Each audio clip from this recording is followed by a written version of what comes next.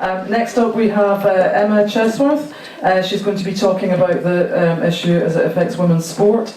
Emma is a North East-based activist. She set up the No More Page 3 Teesside group alongside the national campaign. She is the founder of the 8th Plinth campaign, which is looking to secure the first female statue in Middlesbrough. Emma is a journalist and writer and a regular contributor on national and regional television, radio and in the press on women's issues.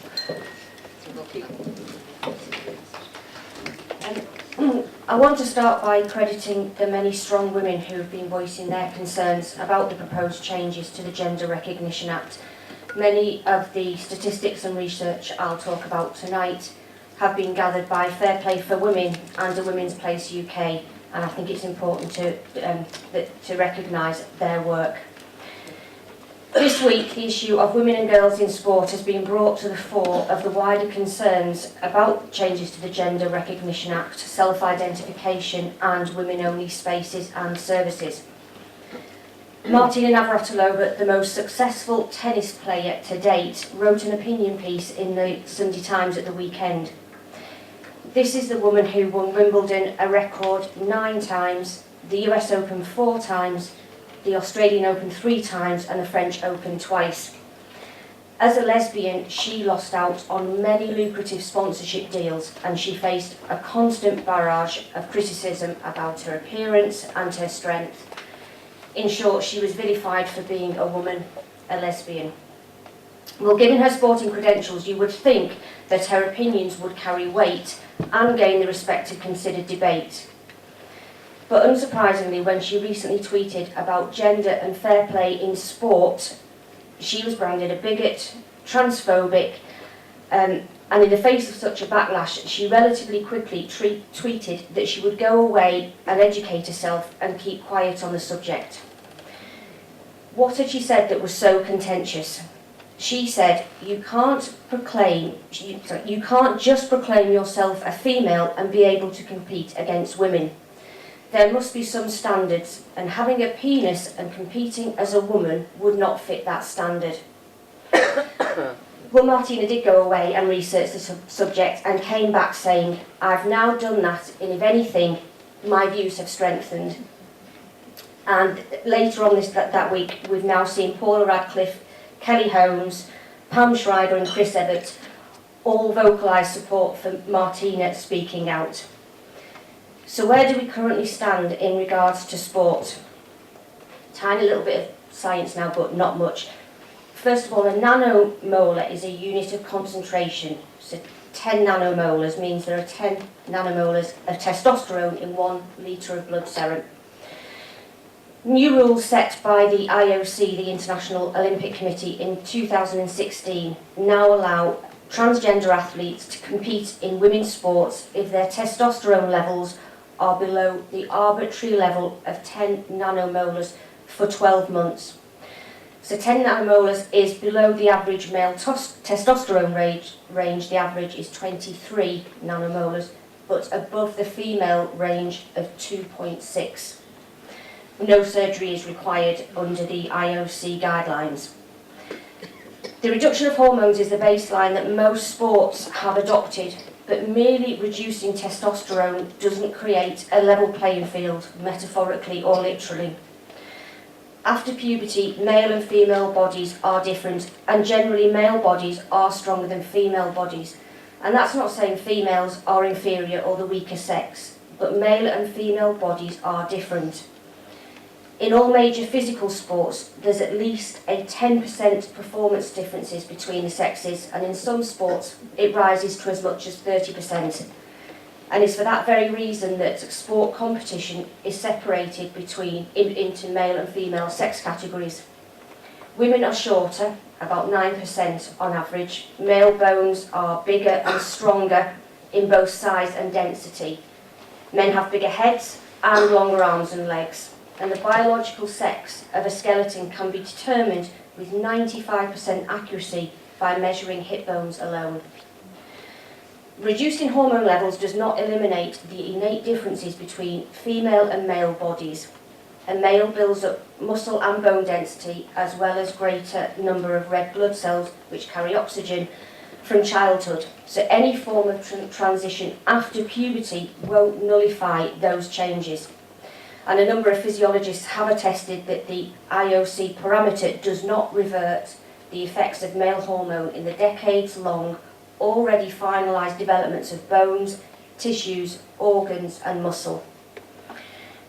As well as the IOC, UK sporting bodies are increasingly using the testosterone level, therefore allowing trans athletes to compete at all levels. But how can this be monitored at anything below a national level? Local sports clubs will not have hormone testing facilities and will therefore have to rely on self-identification by the transgender person. As I've already mentioned, most sports are separated by sex, particularly those sports relying on power and strength rather than skill. But as well as competing separately, the differences in female and male bodies also sees different size equipment used. For instance, the International Volleyball Federation rules set the net height at 2.43 metres for men and 2.24 for women. And these differences acknowledge the significant height difference in a sport where height has a competitive advantage. The weight of the shot put used in the Olympic Games is 7.26 kilograms for men and 4 kilograms for women. But women are all different shapes and sizes though. Yes, of course we are, but we're still women. At 5 feet tall, I was never ever going to get picked to play goal defence in netball. But to be fair, I was always the last to get picked for any position in netball at all because I was rubbish. Invariably I was given wing defence, which seemed to be the position that you could just ignore as much as possible. But at a time when we need to be doing all that we can to encourage girls to engage in sport, whether for fun or more competitive level, young girls are already put off from sports all too often. They're shamed for sweating, having red faces, messy hair, and showing competitiveness. You add into the mix there the onset of puberty, growing breasts, body hair, periods. You can see why girls shy away from changing rooms and team sports. And the thought that male-bodied athletes can now legitimately share their changing spaces and they're unable to challenge that can only have a detrimental impact on girls' participation. There's also the issue of fairness. Female athletes and sportswomen train relentlessly, make huge sacrifices and strive to be at the pinnacle of their chosen sport. To then see their efforts wasted when a transgender athlete comes along taking gold or setting a new record must be soul-destroying. But that never happens, does it? Right. First of all, let's take Rachel McKinnon, a male-born Canadian transgender cyclist who was at the front of the queue to tell Martina Navratilova that she was a bigot and who needed to shut up and go away. McKinnon won the UCI Masters Track Cycling World Championships last year in the 35 to 44 age bracket. When Jennifer Wagner-Asali, the woman who came third, said McKinnon's victory was unfair, it was she that received the hostility, backlash and calls to educate herself. And she was told by another race competitor that if she didn't agree with McKinnon taking part, she should have abstained from competing in that race. So again we see it's women who are being told to change their behaviour. Also it's interesting that Navratilova and Wagner-Asali were both told to go away and educate themselves. This narrative is used time and time again to silence women who speak out on all issues. It's not simply that somebody, usually a man, can disagree with our point of view. Rather, it's us women who are stupid and thick to hold such an opinion. Laura Hubbard, a male-born transgender weightlifter who took gold in the female heavyweight category at the 2017 Australian Weightlifting Open. Favourite to win gold at last year's Commonwealth Games, Hubbard retired through injury but is expected to qualify for the 2020 Tokyo Olympic Games. Terry Miller and Andrea Yearwood are both male-born transgender runners. They took gold and silver in the female 100 sprint race at the 2018 State Open Track and Field competition. Hannah Mounsey is a male-born transgender athlete who played in the women's Australian national handball team in the 2018 championships.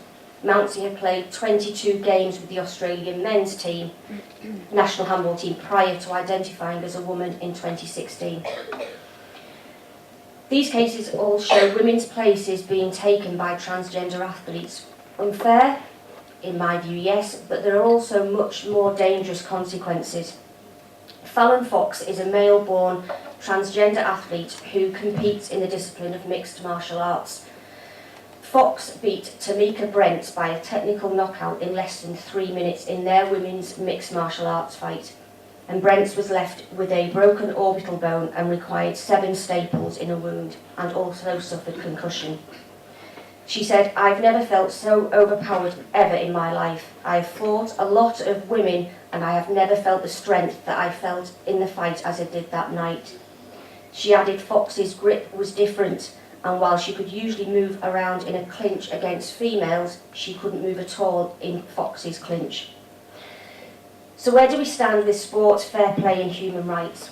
Well, anti-discrimination is well enshrined in law. The UK is covered by the 2010 Equality Act, Libby mentioned, and this act does allow for the exclusion of people with the protected characteristic of gender reassignment from single-sex sport for the purposes of fair competition or the safety of competitors.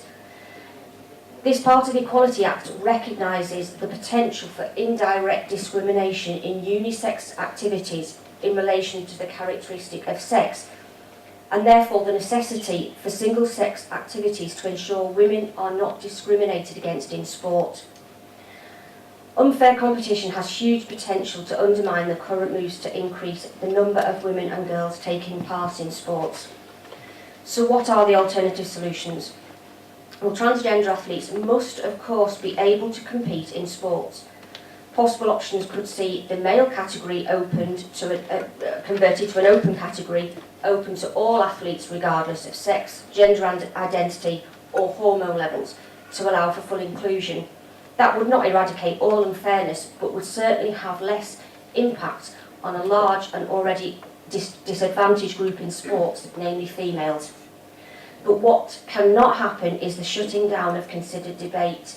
Women have legitimate concerns, questions and opinions, and we have the right to voice them. Thank you.